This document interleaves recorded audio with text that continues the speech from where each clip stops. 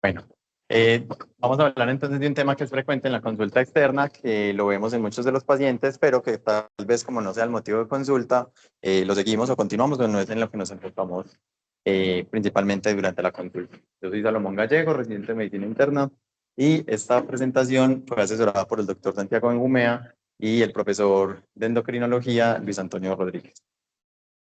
¿Por qué es importante entonces hablar de obesidad? Porque si miramos a La Roca, él mide 1,96 y pesa 118 kilogramos y tiene un índice de masa corporal de 30,7. Diríamos que está en obesidad. O si vemos una señora que vive en la esquina de cualquier casa, que mide 1,55, pesa 78 kilogramos y tiene un índice de masa corporal de 32,5, también en obesidad. Pero si nos fijamos, esta señora tiene unas estrías violáceas, tiene una cara como en luna llena y además tiene un tratamiento con esteroides crónicos por su artritis reumatoide. Entonces, esta paciente, si bien también la podemos clasificar como obesidad, está en un contexto clínico diferente al de La Roca.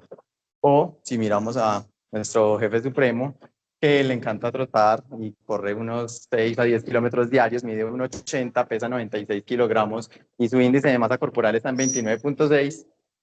Uno diría, pues tal vez es mucha masa muscular lo que tiene en su sistema y no está en sobrepeso, clasificado por índice de masa corporal, pero le gusta más la cerveza que trotar. Entonces, deberíamos fijarnos en qué es lo que contextualiza a cada paciente y esto es como parte de los cambios, de lo que hace importante hablar de obesidad y de los cambios que nos proponen ahora. Como hoja de ruta, entonces vamos a hablar de una introducción, vamos a hablar sobre unos aspectos históricos en cuanto a la medición y a la clasificación de la obesidad, vamos a hablar sobre el consenso, la metodología y los resultados que se publicaron y cómo haríamos una aplicación de esta en Colombia y finalmente unos mensajes para recordar. Acerca de la obesidad, entonces es importante tener en cuenta que es una enfermedad crónica compleja definida por depósitos excesivos de grasa que pueden perjudicar la salud. Esto por definiciones de la Organización Mundial de la Salud. El diagnóstico de sobrepeso y obesidad, entonces, también por recomendaciones de la Organización Mundial de la Salud, lo hacemos basados en el índice de masa corporal, que ya todos no sabemos la fórmula, es peso en kilogramos dividido la altura en metros cuadrados, la altura en metros al cuadrado, perdón.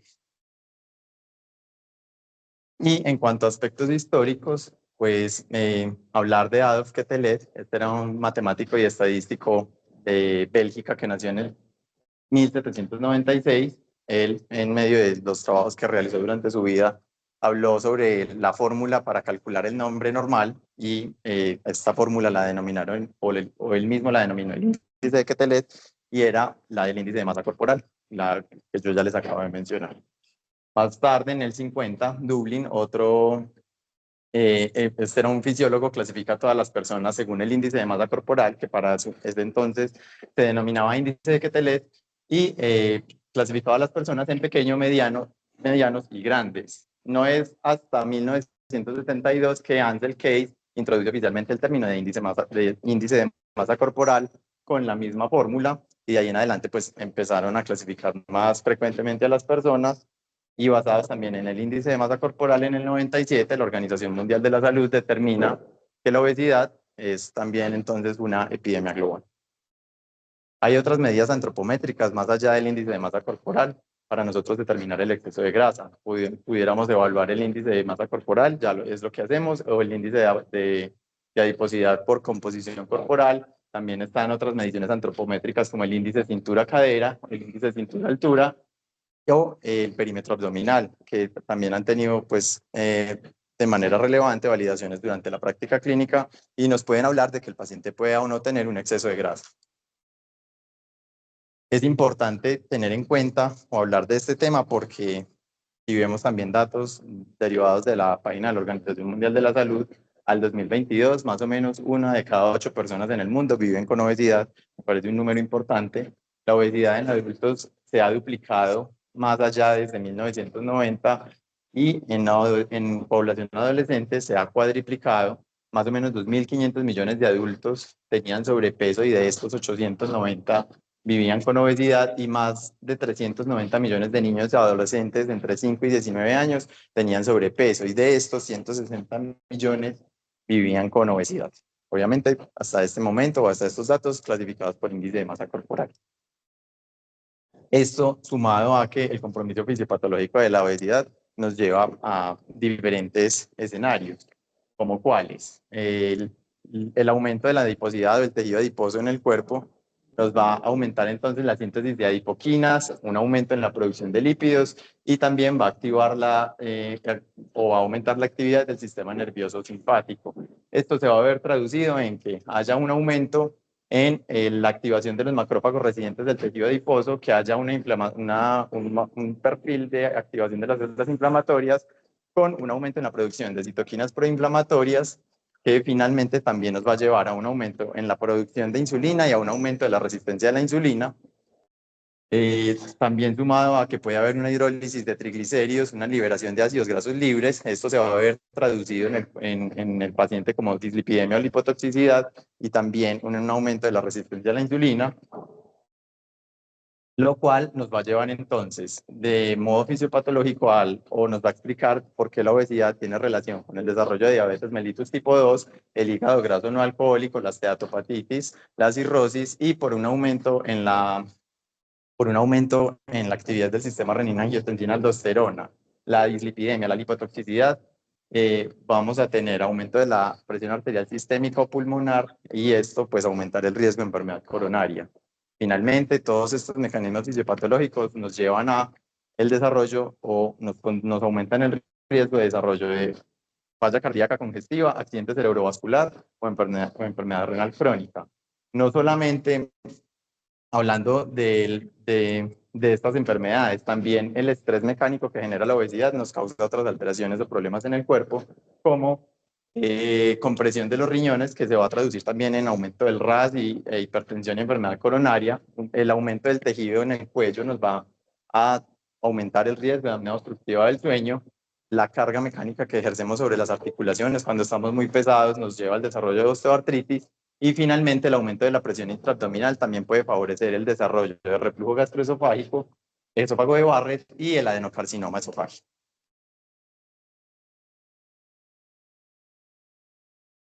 Si miramos entonces, además de todos estos cambios fisiopatológicos asociados al tejido adiposo, como a través del tiempo las personas se han vuelto más obesas, entonces podríamos pensar o hacer más consciente de que estos temas son importantes porque cada vez hay más personas obesas en nuestro medio. Si vemos en este estudio, que es una revisión sistemática de la literatura de pacientes o de cambios en el peso a través del tiempo, en 1990, esto es para mujeres, en 1990, y en verde vemos como esto tiene un láser, ¿cierto? Ah, bueno. Bueno, en 1990 en mujeres, en verde que sería las personas de Latinoamérica, tenían más o menos una prevalencia del 20 al 30% en obesidad. Y en datos recopilados al 2022, en la misma población que sería la latinoamericana, a la que pues, obviamente pertenecemos, esa prevalencia aumentó hasta el 40-50% más o menos. Esto me parece que es un porcentaje considerable en el aumento de la prevalencia de la obesidad.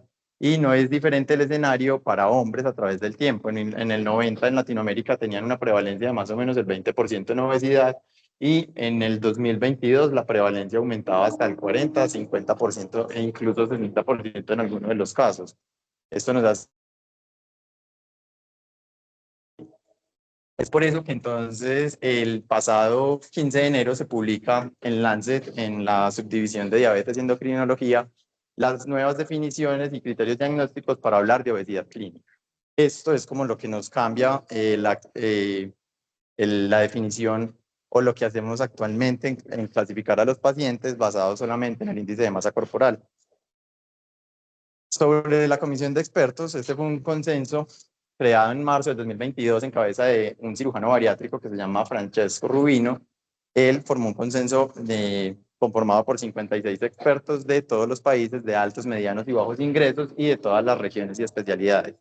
Discutieron con los editores de Lancet si les parecía que era acorde y adecuado trabajar sobre esta idea, les pareció que sí, y por eso avanzaron como en el trabajo y en el protocolo del consenso. Ellos hicieron reuniones virtuales mensuales desde junio del 2022 hasta diciembre del 2024 y finalmente, como les acabo de decir, publicaron sus resultados hace un mes. Al tiempo de publicación, esta publicación fue avalada por más de 75 organizaciones internacionales especializadas en el manejo de obesidad, lo cual le daba fuerza a la definición de lo que ellos ahora mencionan o llaman obesidad clínica y obesidad preclínica. Para el desarrollo del consenso, ellos utilizaron la metodología Delphi. Tuvieron una fase pre-Delphi para discutir definiciones en general y en la fase de Delphi lo que ellos hicieron fue tener reuniones mensuales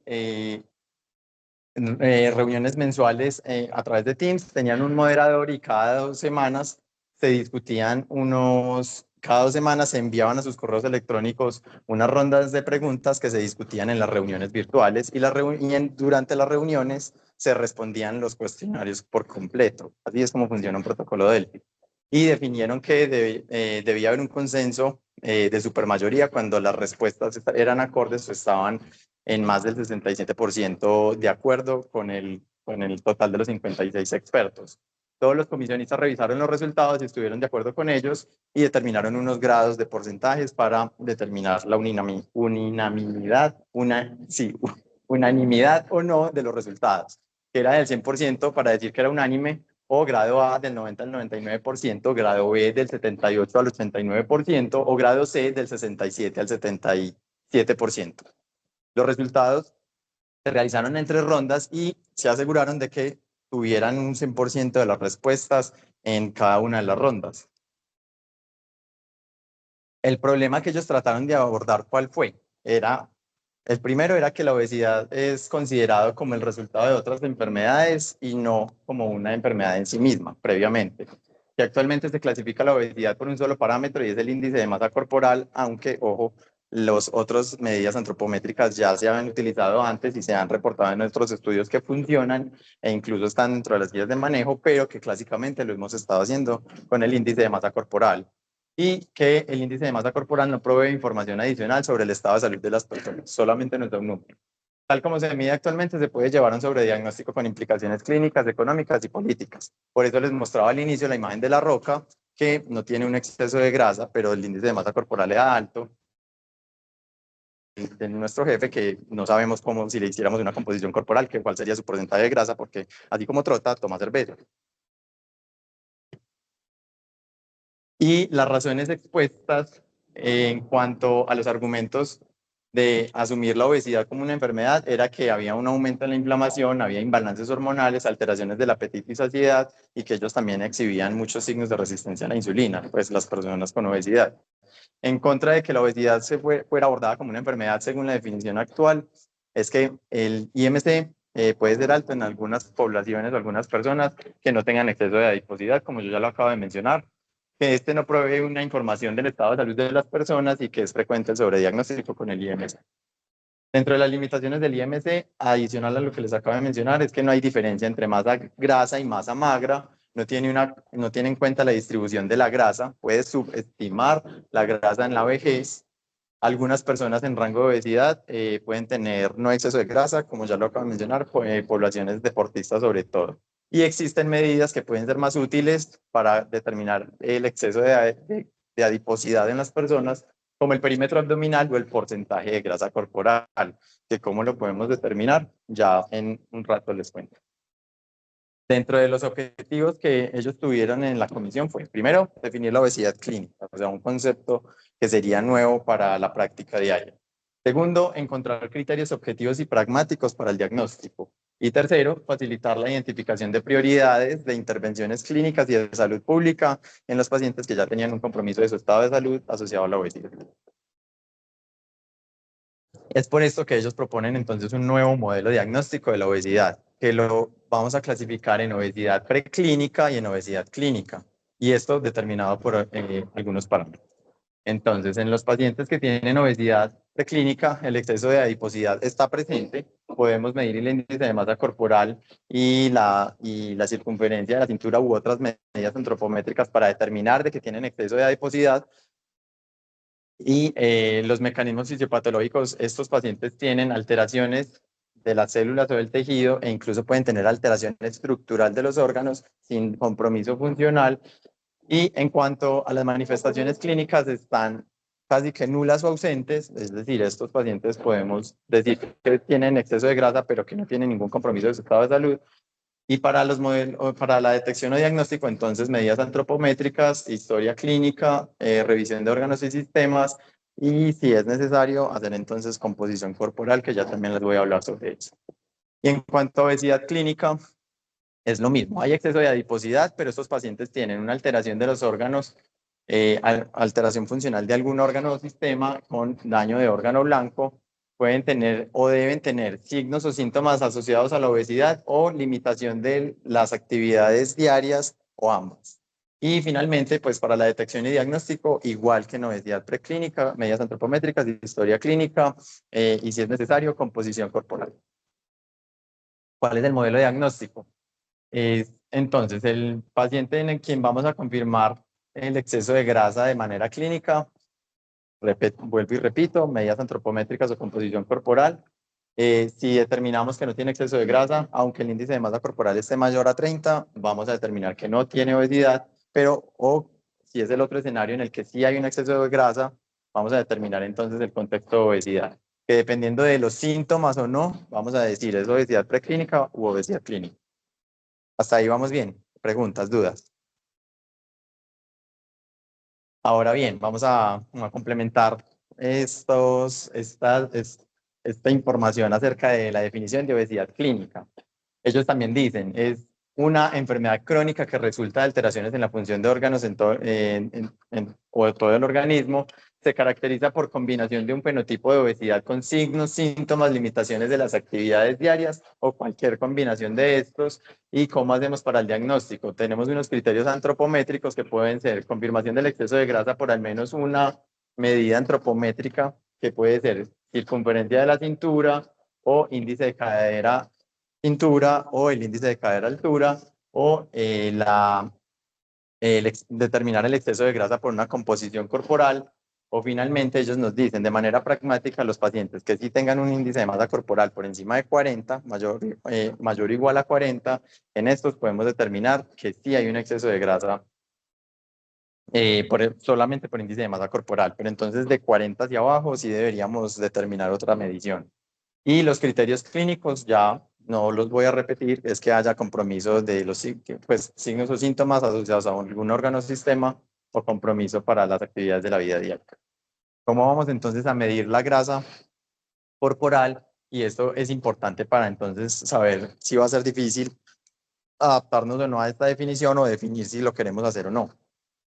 El diagnóstico entonces es determinar el exceso de grasa, alguna medición de medidas antropométricas, el índice o la circunferencia de la cintura que ellos nos reportan o que ellos reportan en el estudio como significativo es que los hombres tengan más de 102 centímetros de circunferencia de la cintura, las mujeres más de 88, el índice cintura-cadera que sea mayor a 0.9 para hombres o mayor a 0.85 para mujeres, o el índice cintura-altura que sea más de 0.5 en todas las personas.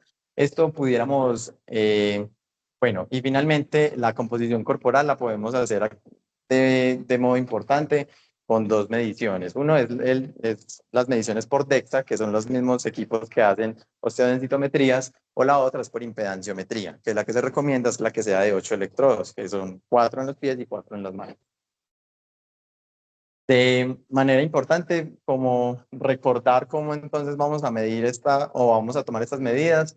Hay dos formas de medir el perímetro de la cintura, que puede ser por recomendaciones de la OMS, un punto medio entre el reborde más bajo de las costillas y, y el reborde de la cresta ilíaca anterosuperior, el punto medio entre esos dos puntos. O, según la recomendación del NIH, que tiene más fuerza en algunos textos, es tomar la medición sobre el reborde de la cresta ilíaca anterosuperior.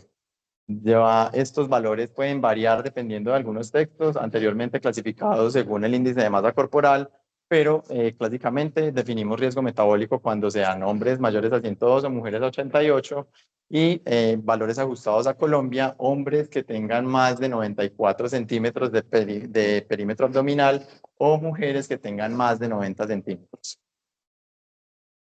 En cuanto al índice de cintura-cadera, si hacemos una pesquisa de cuáles serían los valores recomendados para nuestra población, es muy limitada la información que podemos encontrar, pero bueno, encontré algo y se los voy a mostrar. Y el índice de cintura-cadera, según el estudio de WADOS en el 2020, ellos reportan que sería alto para la población colombiana cuando es mayor o igual a 1 en hombres o mayor o igual a 0,84 en mujeres. Teniendo en cuenta que esto fue un estudio observacional con una muestra de 233 pacientes que eran estudiantes de medicina de 3 facultades de medicina. No habían como datos más relevantes que pudiéramos encontrar. Y el índice de cintura-altura, según el estudio de Oliveros en el 2020, ellos nos dicen es significativo o alto cuando en hombres es mayor a 0,52 o mayor a 0,53 en mujeres, teniendo en cuenta que el estudio original nos dice, no el estudio original del índice de cintura-altura, sino este estudio que les estoy mostrando del consenso, nos dice que sea mayor o igual, mayor a 0,5 para todos. Teniendo en cuenta que estos datos para Colombia fueron derivados de un estudio observacional descriptivo de un municipio de Santander que se llama Carmen de Chucurí, y tenía una muestra mayor de 815, pero ellos básicamente lo que querían hacer era comparar ese índice de cintura-altura en población rural y población urbana del municipio, y estos números que nos reportan aquí como significativos en la revisión publicada en Medicina UPB son los que en el estudio original ellos dicen son los datos de la media. O sea, entonces yo ahí le pondría un asterisco como a interpretar estos valores como significativos o clasificatorios en Colombia. La composición corporal, entonces, como yo ya les dije, se puede evaluar por DEXA o impedanciometría y el exceso de grasa puede ser o se determina cuando es mayor a 25% de la composición corporal en hombres o mayor al 30 o al 38% de la composición corporal en mujeres. La metodología por DEXA es energía de rayos X de absorción dual. Ellos, o tener en cuenta que estos son los equipos con los que se hacen osteodensitometrías.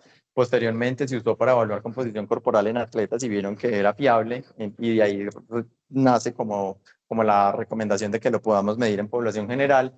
Tener en cuenta que cuando vamos a interpretar o hacer seguimiento de los pacientes por composición corporal, al igual que en densitometrías, para comparar los resultados entre un resultado y el otro, tenemos que mirar que los equipos sean los mismos, porque los software y los modos de interpretación pueden variar entre la marca de los equipos, que generalmente en Medellín tenemos disponible 2, que son los Lunar y los Ology. Y en cuanto a individuos que son muy grandes, podemos tener pues algo de limitaciones para la medición, porque la cama, o sea, el equipo mide por la composición corporal del paciente dentro de un rectángulo de la cama, que generalmente mide 1,95, y si no cabe en la cama, pues la medición pudiera tener errores. Este sería como un ejemplo de cómo nos reportarían una composición corporal, no solamente como en lo que dice conclusiones, hallazgos o conclusiones, sino de cómo es el resultado.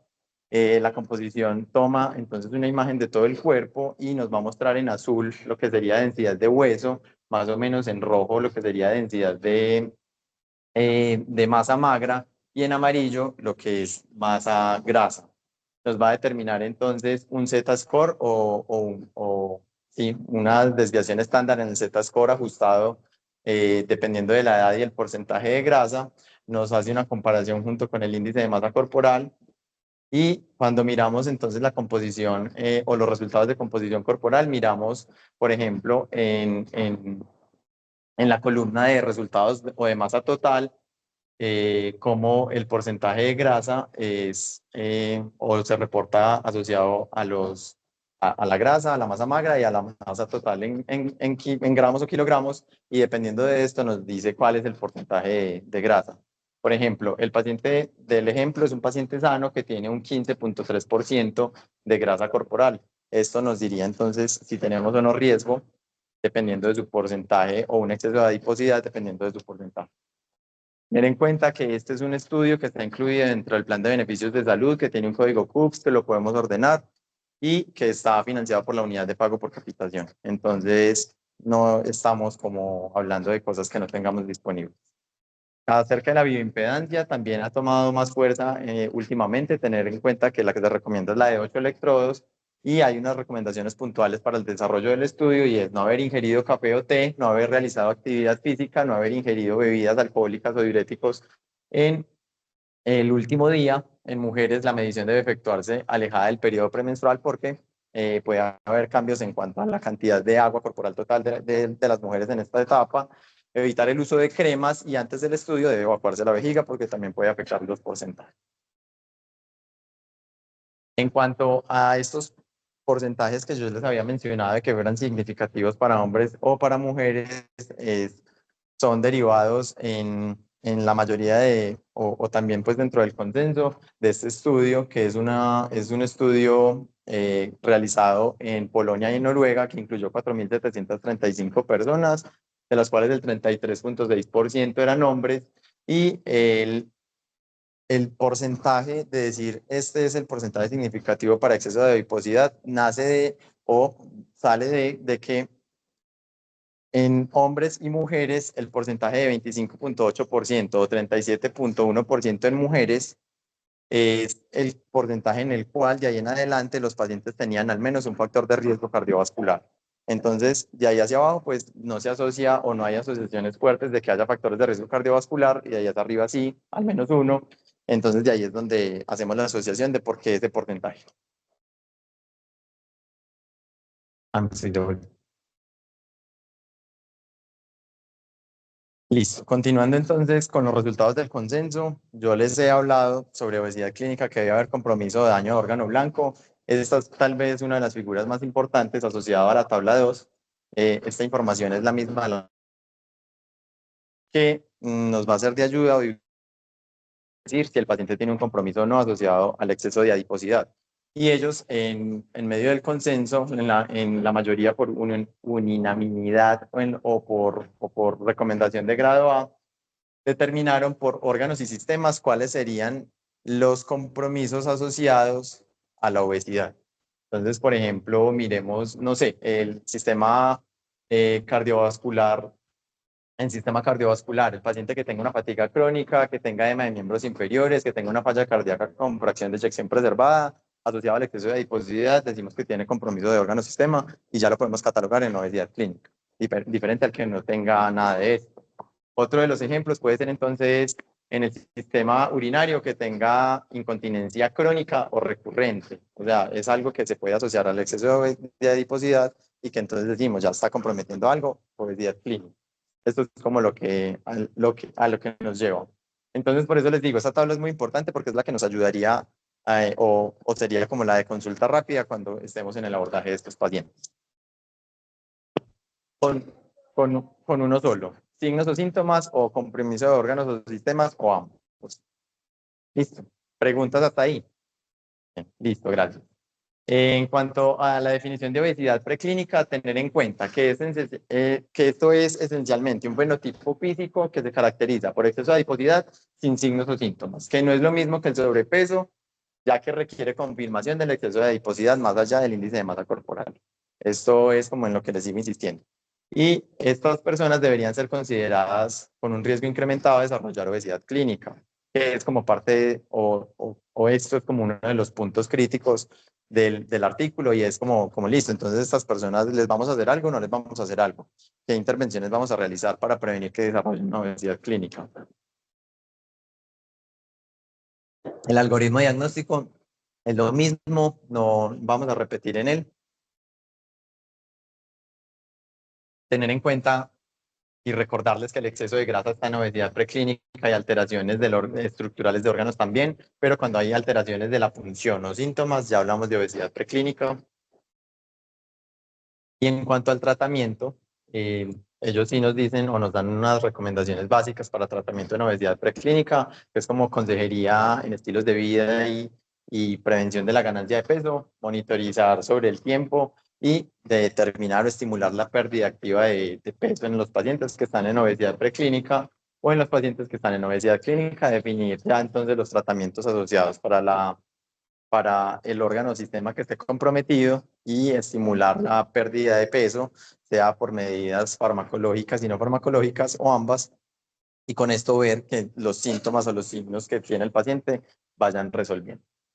Cuando uno revisa entonces cuáles serían las intervenciones importantes en obesidad, la mayoría de guías de práctica clínica, estos son datos derivados de una revisión sistemática publicada el año pasado, en la cual buscaron guías de práctica clínica para manejo de obesidad en diferentes organizaciones, instituciones o países, y vemos como en la mayoría, pues todos en los incluidos, que eran como 34, en todos se incluye consejería sobre nutrición y ejercicio, actividad física para el tratamiento de obesidad, y ya en menor medida intervención psicológica, y no todas hablan de farmacoterapia, y en menor medida ya algunas hablan de intervención en el sueño, en apoyo familiar y ya la cirugía bariátrica. Es decir, es muy importante tener en cuenta que en los pacientes en quienes queramos hacer tratamiento de obesidad, pues lo primero es nutrición y actividad física, y ya de ahí empezamos a hablar de intervenciones farmacológicas o quirúrgicas.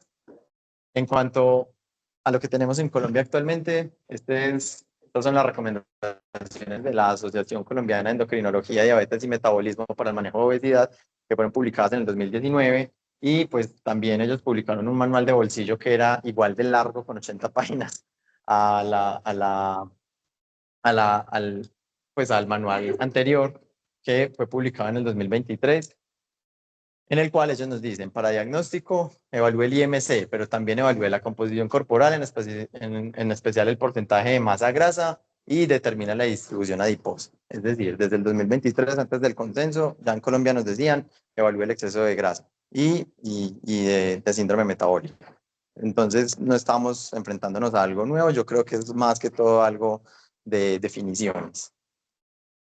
Y en cuanto al tratamiento, en Colombia, pues como hablábamos de la clasificación de obesidad por índice de masa corporal, las intervenciones eran determinadas pues en como A, B o C, siendo A las intervenciones derivadas o asociadas a dieta, actividad física, manejos de hábitos del sueño y terapia conductual. Vemos que son como los porcentajes que más se han recomendado en las guías de la revisión sistemática que les acabo de mostrar.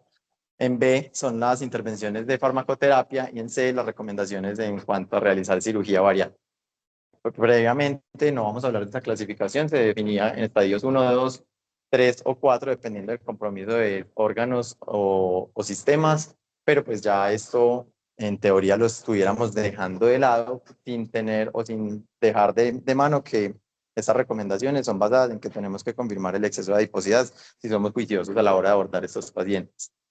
Si hablamos entonces de las intervenciones farmacológicas, a grosso modo, pues tenemos disponible el orlistat, la liraglutida.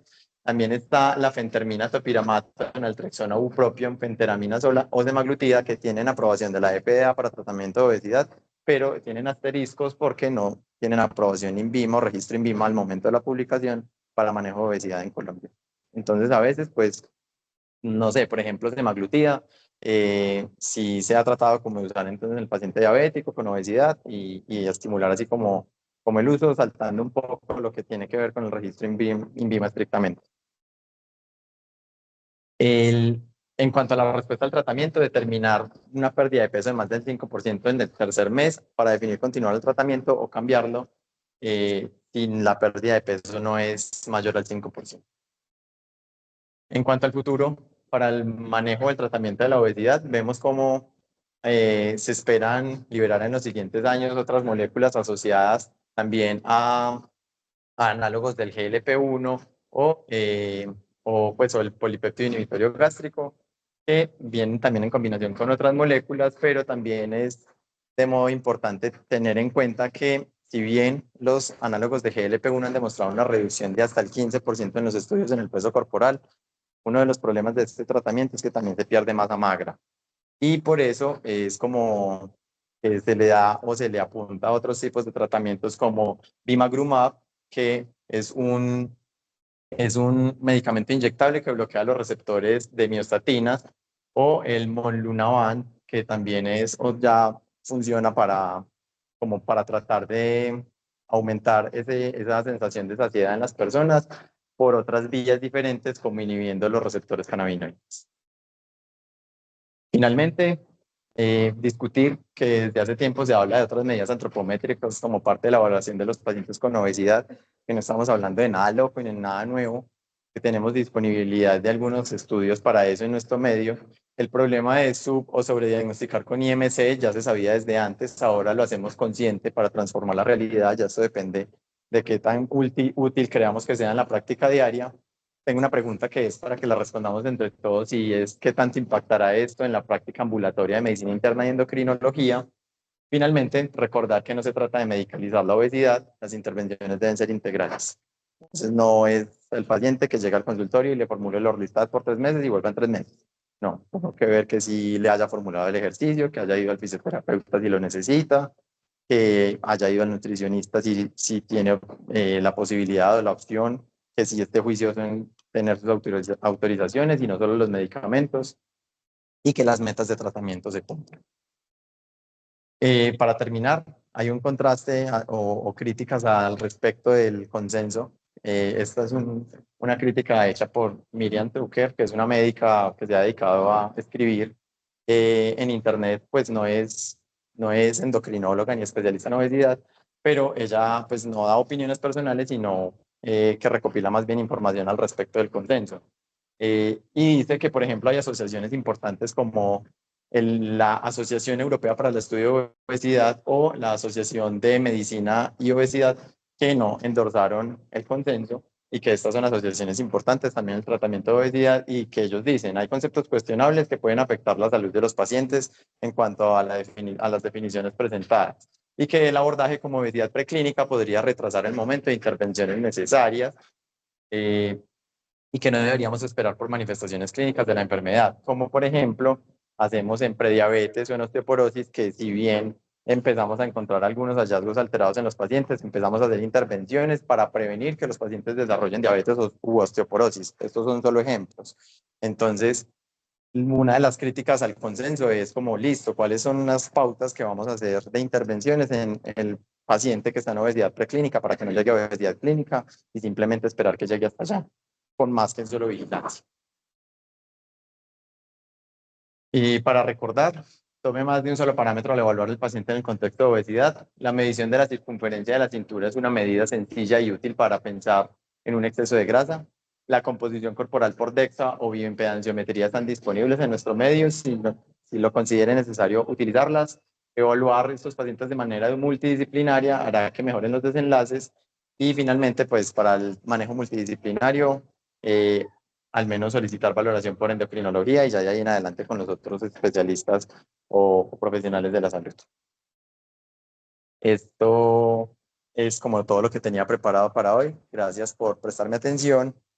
No sé entonces qué críticas o comentarios tengan al respecto del consenso y cómo creen que puede afectar esto en nuestra práctica ambulatoria. Gracias.